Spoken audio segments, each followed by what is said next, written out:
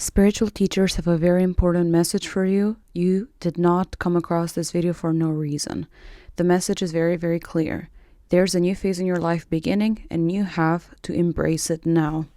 As I was channeling for this reading, I got these signs. I saw initially a river because right now you're being asked to flow with the flow of life. The river teaches us one thing, which is that if we go with the current, there won't be resistance, and that is the only way in which life can take us to the shore in which we belong. And if we keep resisting the flow of life, that's how we get fatigued, that's how we get tired, and that's how we get stagnant. Then I saw third eye opening. I can see that right now you're being led to a more spiritual life. You're being asked to see things for exactly how they are, but you're also being asked to speak your truth. Speaking your truth is deeply spiritual because authenticity is not just about acting in an embodiment, but speaking your truth exactly how it is, unfiltered. I'm not saying to hurt other people, but you have to be honest. We hurt other people more by lying or by not being truthful about exactly what we want or exactly where we want to go. But I do see that it's a season of blossoming for you. I saw, as you can see also right here with Mary Magdalene, I saw like a flower almost about to burst in growth, as if you're about to unravel. And that is very important to me as an imagery.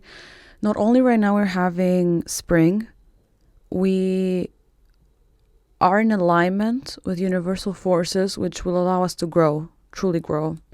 But I was feeling that you're afraid of transformation, like there is this reluctance to grow, to truly embrace the change, because at your core, you don't know what's going to happen next, and that terrifies you.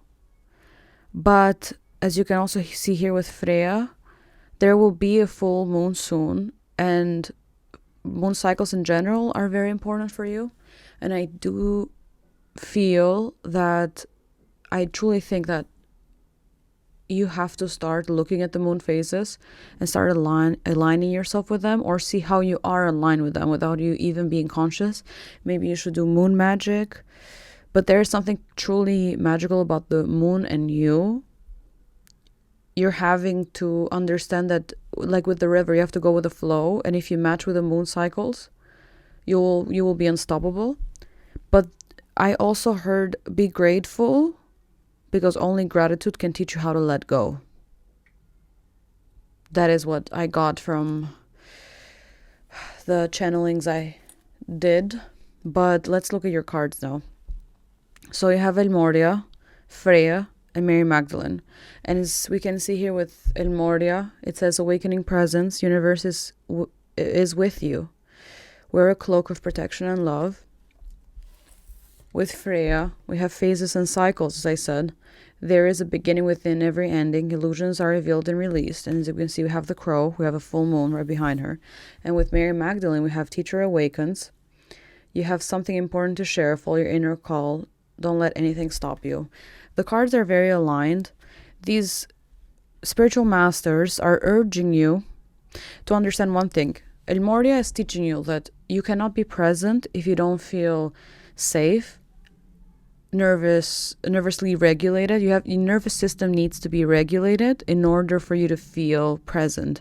But in order for you to even feel gratitude, you need presence. You need to be anchored in the moment, because if we're not anchored, we cannot understand what it is exactly we not need to be grateful for, but what is it exactly that we have. And then Freya is teaching us that, as the writing suggests, you need to embrace the phases, and there's such deep wisdom in endings, in allowing endings to happen.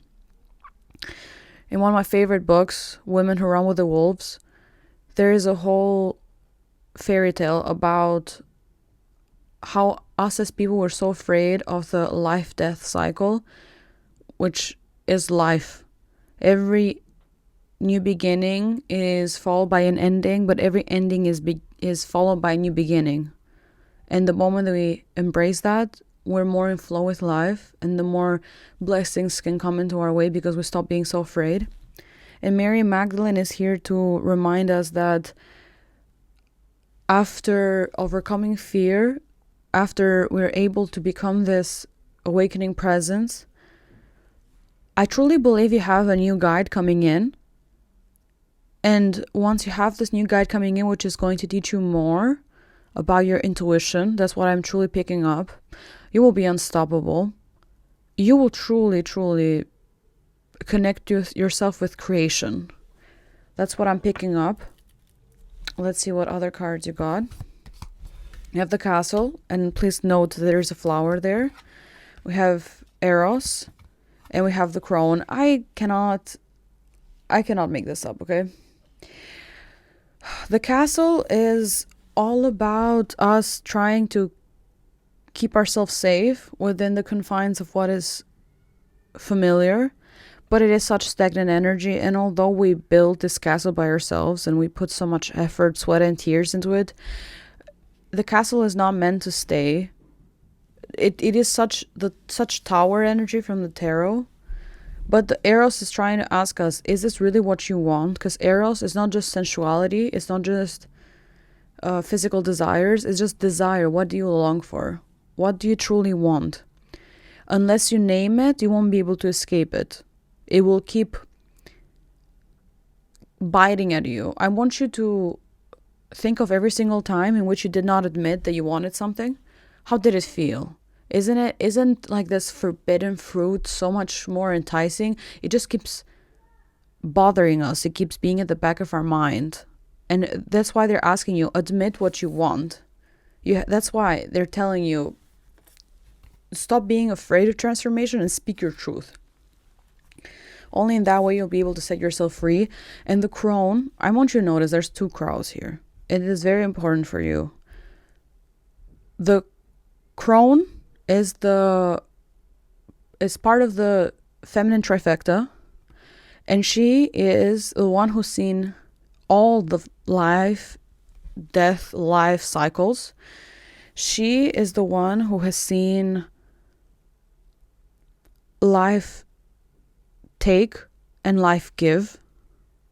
She's unafraid because she's witnessed it all the sensualities. She's witnessed all the violence. So she's seen it all. And she's still ever present. And she's so wise. But she's unafraid because of that presence that she has. She's unafraid of changes.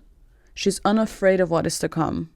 Because she knows that these changes are not about stopping her completely in her tracks. They're about teaching her about the new cycle. They're about a message. Everything speaks to us. We just don't have sometimes the ears to listen to the message. We have the dragon. We have the eagle. We have the shark. And we have the hummingbird.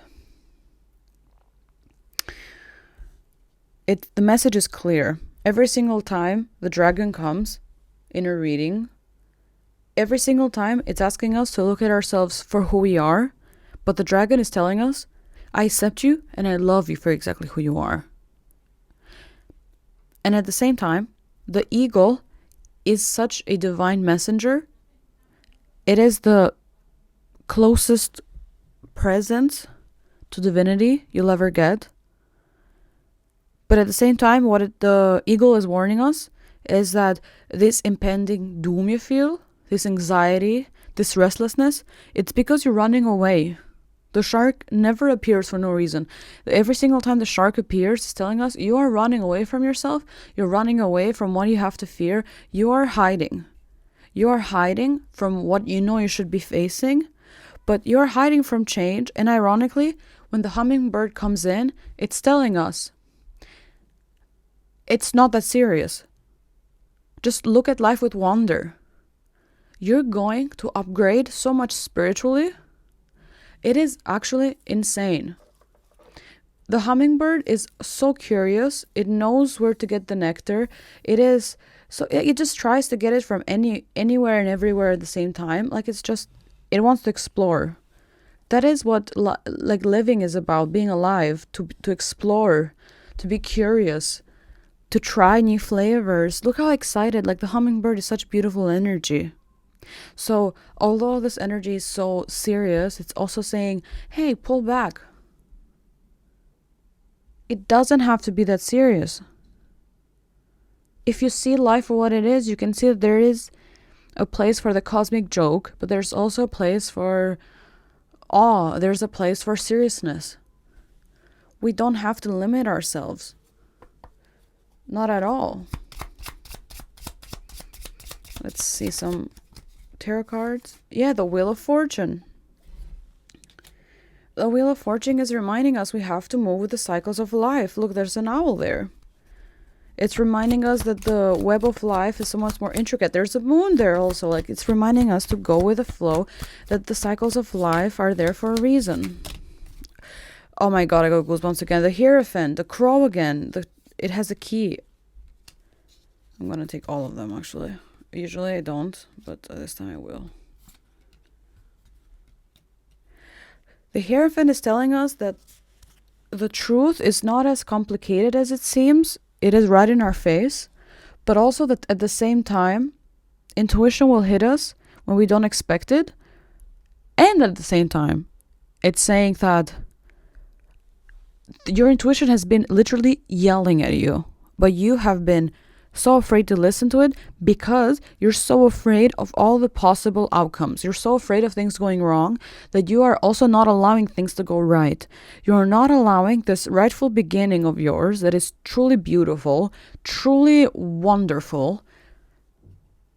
And you're forgetting that you are the architect of your life. The Eight of Pentacles with the spider. The spider is such a primal manifester. Like, the spider knows like nothing else how to manifest, how to become sovereign in your own life. You're so afraid that if you put in the work, if you do get out of this castle, this safe place you've built for yourself, you're so afraid that you won't be happy. But that's so ironic. How would you know? This is your fear speaking. This is not your intuition. Your intuition doesn't speak like that. The intuition has no emotion. Intuition, yes, look, the Fool, right on top of the ego. Jump, you little baby chick. In this case, I love this deck so much. The Fool here is reminding us that, you know, that birds initially don't know how to fly, and they have to make a decision. They have to jump in order to test whether they could fly. And in the jump, there is two opportunities. Either they jump and they fall to their death, or they jump and they know how to fly. They know how to fly. That is the only way we can have a new beginning, is to try to dive in, unafraid. How do we know? How do we know what waits for us if we don't even make that effort? I want you to notice, there's the rainbow. There's the light after this. But if you don't jump, you'll never know what awaits you on the other side. You will never know what it is exactly that you're meant to have. And oh my God, let yourself burn. Let yourself weep. Let yourself feel all of the emotions, but let it burn. This is such Phoenix energy for me. Cleanse yourself. Tears are cleansing. Let go. I don't know. Dance, move around, journal, do anything you can to just let it out. There's so much air energy. Oh, so many birds. I don't know, maybe I think you will see birds. I think you will see crows. Oh my God, the sun. The sun, you are destined to be happy. You are destined to be happy. You're destined to have the good life. But you're only destined to have this if you work for it and if you jump. And if you don't jump, you are the one keeping yourself away from your destiny. Yes. I do feel also, if you're single, I do feel that after all of this, if you're single, you will meet someone who will have a lot of emotional maturity. But at the same time, I do think it's saying that you're going to develop that masculine energy which will support you, or be surrounded by the masculine energy. Oh my god, strength card. You have to face yourself. You have to face your fears. You have to face all that is that you think is stopping you. And only then you will gain true wisdom and understand life. But you will come out of this triumphant. Period. You literally have no card, major arcana, which is negative. None. I will have one more card, and even if it's quote unquote negative, it cannot. Oh my god. Oh my god. Oh my god. The Hermit, okay. Going inward is great unless, oh my god, you don't pull it for way too long. Like, you cannot stay there for too long. You cannot stay inward for too long. The Seven of Wands, it is reminding you that you have to persevere. You have to choose to keep your fire. I want you to notice there's fire. Because that's the only way which you'll find triumph, like your triumph in this transformation, hence the butterfly. But you cannot keep being afraid of who is going to trick you. You have to change nonetheless. You have to jump nonetheless. Because fears might never come true. Even if they do, it doesn't matter. What matters is that you jumped. And once you jump, the river of life will allow you to change and go to your shore. You have to let go. You have to let go.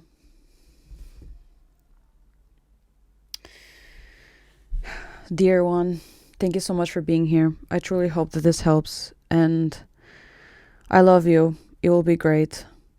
I'll see you next time.